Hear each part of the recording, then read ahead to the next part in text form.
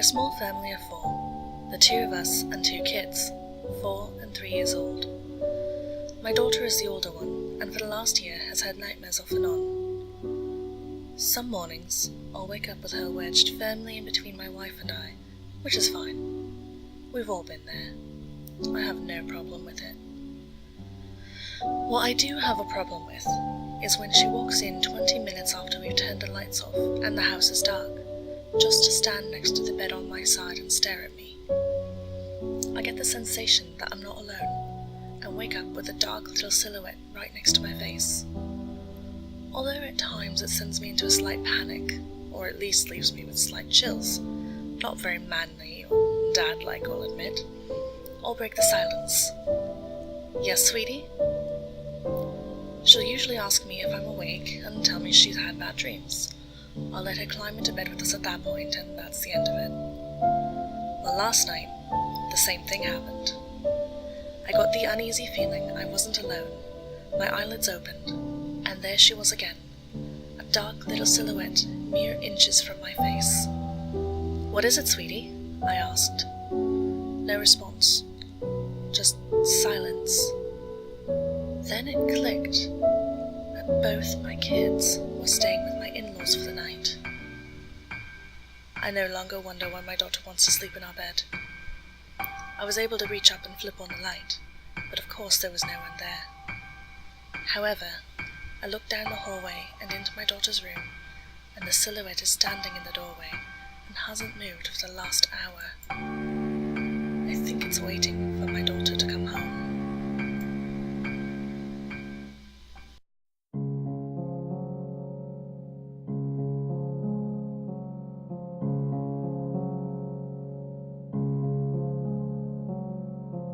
On the last day of every month, close the blinds or curtains before you sleep.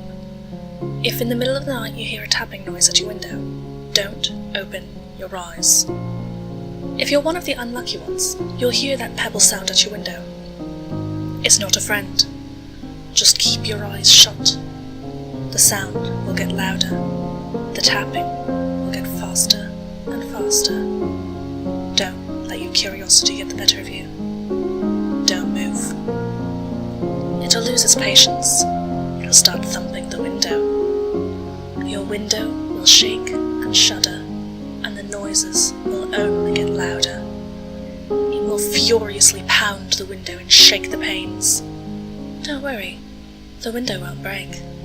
But for goodness sake, don't open your eyes. No matter how scared you are, no matter how badly you want to scream, pretend like you don't hear. Pretend you're still asleep.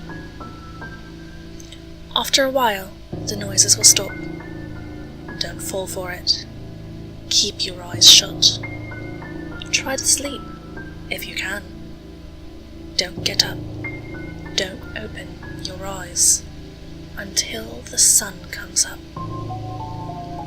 Those who do open their eyes, well, no one really knows what happens.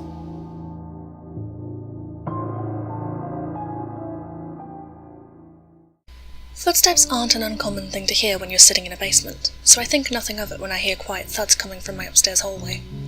I just assume it's my brother and continue doing whatever pointless little thing I was doing at the time. They go on for another couple minutes, and I'm starting to get pissed off. They keep getting louder and louder, and I sigh, wondering what the hell my brother's doing this late at night. I sit there because it's impossible to focus with the racket. I mean, it sounds like someone's power walking all over my main floor. I sit there and listen as the thumps get faster and wilder. They just keep moving, almost starting to form a rhythm.